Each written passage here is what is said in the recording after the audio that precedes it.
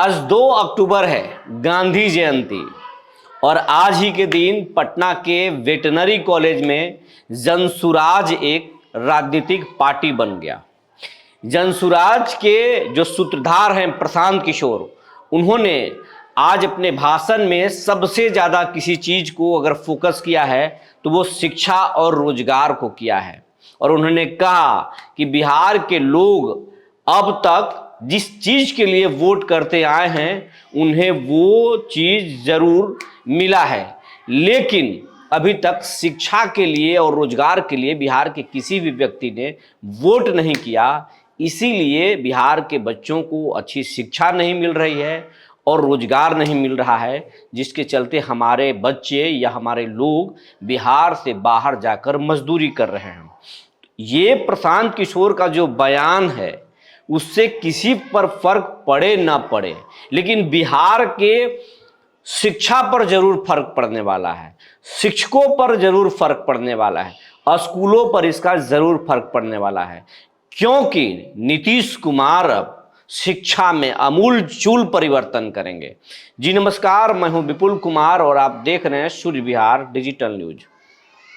अब हम अपने दर्शक साथियों से विनम्र अपील कर रहे हैं कि अब तक हमारे चैनल सूर्य विहार पर को सब्सक्राइब नहीं किया है तो तत्काल सब्सक्राइब कर लें, बेल आइकन को दबा लें, क्योंकि इसमें कोई पैसा नहीं लगता है, कोई मेहनत नहीं लगता है, लेकिन आपके एक छोटे से सहयोग से ये चैनल बड़ा होगा। और हम अगर लगातार समाज की बात कर रहे हैं, आपकी बात कर रहे हैं, तो आपका भी दायित्व तो बनता है आप हमारी मदद करें। और ख़ास करके शिक्षक साथियों से हमारा अपील है कि लगातार हम आपको अपडेट कर रहे हैं खबरों से और आपके साथ खड़े हैं, समाज के साथ खड़े हैं, तो आपका सहयोग तो बिल्कुल चाहिए और आपका प्यार हमें लगातार मिल रहा है, लेकिन अभी और प्यार आपका चाहिए। आपकी संख्या लाखों में है।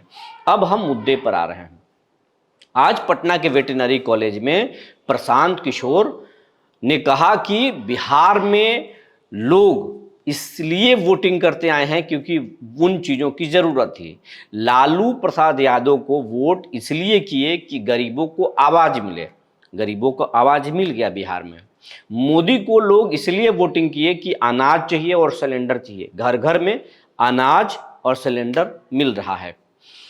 नीतीश कुमार को वोट किया कि बिजली चाहिए और सड़क चाहिए, मिल गई, बिजली भी गांव गांव पहुंच गया और सड़कें भी गांव गांव हैं। लेकिन अभी तक बिहार के लोगों ने अपने बच्चों के लिए, समाज के बच्चों के लिए पढ़ाई और रोजगार के आधार पर कोई वोटिंग नहीं किया है। और एक बार आपको अपने बच्चों के लिए पढ़ाई और रोजगार पर वोटिंग करना है, अगर ये ऐसा कर किए तो फिर बिहार में बदलाव आएगा, क्योंकि सरकार नहीं, सत्ता नहीं, हमें व्यवस्था बदलना है। और प्रशांत किशोर का यही जो बात है वो नीतीश कुमार को परेशान कर रहा है। यही कारण है कि नीतीश कुमार पिछले 1 साल से शिक्षा में सुधार को लेकर एक से बढ़कर एक पहल कर रहे हैं। पाठक जी को स्पेशल लगाया, पाठक आए, एक से बढ़कर एक फरमान जारी किए, स्कूलों में थोड़ी व्यवस्था बदली, लेकिन बहुत कुछ परेशान करने वाला हुआ और जो शिक्षक असहज हो गए। शिक्षकों की बहाली भी बड़े पैमाने पर हुई, लेकिन इतनी जल्दीबाजी में हुई कि उसमें भी भ्रष्टाचार की बू आ गई और अब फर्जी शिक्षक पकड़े जा रहे हैं। दूसरी बात कि कुछ ऐसे आदेश पाठक जी के आए जिसके कारण कई शिक्षक दुर्घटना के शिकार हो गए, दर्जनों शिक्षक मौत के आगोश में चले आए, दुर्घटना के शिकार हो गए। खूब विरोध होने लगा पाठक जी का। इसके बाद नीतीश कुमार असहज हो गए और पाठक जी की छुट्टी कर दी। उसके बाद अपने ही प्रधान सलाहकार और सीनियर आईएएस अधिकारी डॉक्टर एस सिद्धार्थ साहब को शिक्षा विभाग में लाए और एस सिद्धार्थ जो है अब लगातार प्रयोग जारी कर रहे हैं। जैसे ई शिक्षा कोष ऐप लाए ताकि समय पर शिक्षकों की हाजिरी बने, शिक्षक समय पर पहुंचे, शिक्षकों की मॉनिटरिंग भी ना हो, भ्रष्टाचार भी रोके, लेकिन इसमें भी खामी है। उसके साथ साथ छुट्टियों में थोड़ी राहत दी, लेकिन अभी भी पूरा राहत नहीं दिया गया। और कई अलग अलग फरमान जारी किए जा रहे हैं। अर्धवार्षिक परीक्षा किस तरीके से हुई, इसका ही जीता जागता उदाहरण है।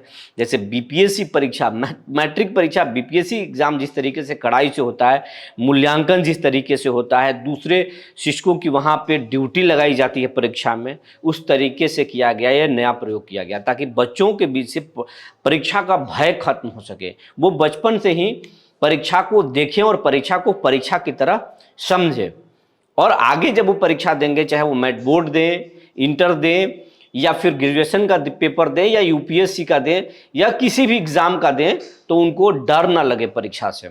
ये एक आप बदलाव देख रहे हैं। इसके साथ साथ ड्रेस में भी बहुत सारे बदलाव होने वाले हैं और आगे भी बहुत सारे प्लानिंग हैं। लेकिन सरकार कुछ गलती अभी भी कर रही है। गलती ये कर रही है कि शिक्षकों को परेशान कर रही है, शिक्षकों से सुझाव नहीं ले रही है।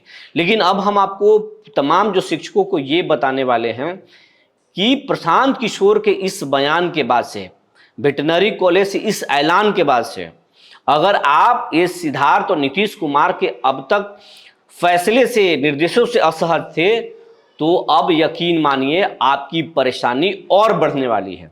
स्कूलों में कड़ाई और होने वाली है, और एक नहीं, दो नहीं, अब दर्जनों नए नए प्रयोग शिक्षा विभाग में होंगे।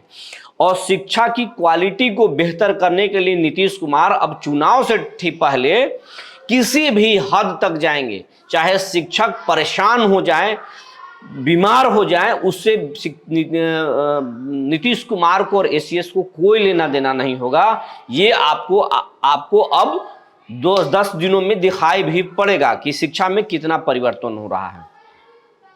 इसके लिए आपको मेंटली तौर पर तैयार होना होगा।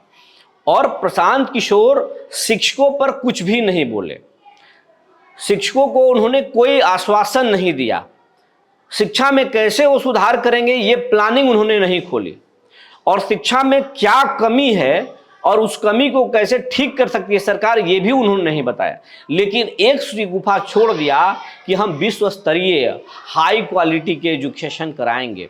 तो इससे सरकार पर प्रेशर पड़ेगा और सरकार कई तरह के प्रयोग करेंगे, और उस प्रयोग के चक्कर में शिक्षक पीस जाएंगे। लेकिन अब हम यहाँ पर सरकार को ध्यान आकृष्ट कराना चाहते हैं कि किसी ही नेता की, प्रशांत किशोर ने जो कहा है वो बेहतर किया है, लेकिन आपको किसी भी प्रेशर में आने की जरूरत नहीं है। सरकार प्लानिंग करे, आपके पास बहुत सारे आईएएस हैं, बहुत सारे सीनियर अधिकारी हैं, एजुकेशन के बड़े बड़े विद्वान आपके पास हैं, उन लोगों से सुझाव लीजिए और शिक्षकों से बात कीजिए, अभिभावकों से बात कीजिए, स्कूलों के माहौल को देखिए और उसके बाद में प्लानिंग तय कीजिए। उससे शिक्षक परेशान भी नहीं होंगे और शिक्षा में बदलाव भी होगी।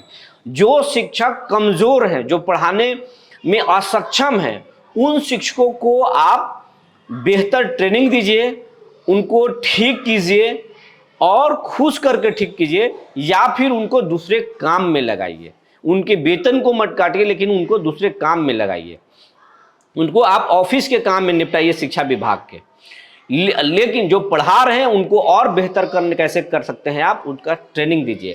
और ट्रेनिंग यहाँ पर कागजों पर होती है शिक्षा विभाग में, वो ट्रेनिंग बंद होना होगा।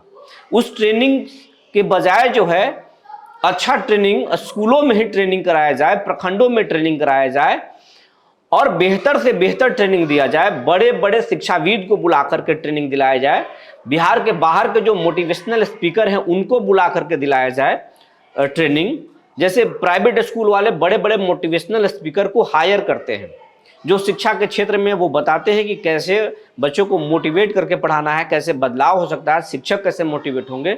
वैसे लोगों को हायर करके किया जाए और फिर वो शिक्षकों को बताएं, उसके बाद में सुधार हो सकती है। लेकिन शिक्षकों पर लगातार अगर किसी दबाव में फरमान जारी किया जाएगा तो उससे परेशानी बढ़ेगी, और परेशानी बढ़ने के बाद शिक्षक नर्वस होंगे, और जब शिक्षक ही नर्वस हो जाएंगे तो आप बाहर से कहाँ से शिक्षक लाएंगे। शिक्षक तो आपके पास यही हैं। इन्हीं शिक्षकों को ठीक करके आपको बेहतर पढ़ाई कराना है और बिहार के बच्चों को बेहतर भविष्य देना है। तो शिक्षक जब तक खुश नहीं होंगे तब तक बदलाव करना मुश्किल है। इसलिए सरकार को दबाव में नहीं आना चाहिए। इन्हीं शिक्षकों को बेहतर करने के लिए बेहतर प्रयास करना चाहिए। तो हम आपको शिक्षकों को ये बताना चाहते हैं कि अगर अभी तक आप परेशान थे तो आपकी परेशानी 10 गुना और बढ़ने वाली है। ट्रांसफर और पोस्टिंग पर क्या होगा, नीतीश क्या फैसला लेंगे और कितना विलंब होगा, ये आने वाला वक्त में पता चलेगा। फिलहाल इस पर सिर्फ कयास ही लगाया जा सकता है। जो जानकारी निकल कर आई थी हमने आपको बता दिया। तब तक के लिए धन्यवाद।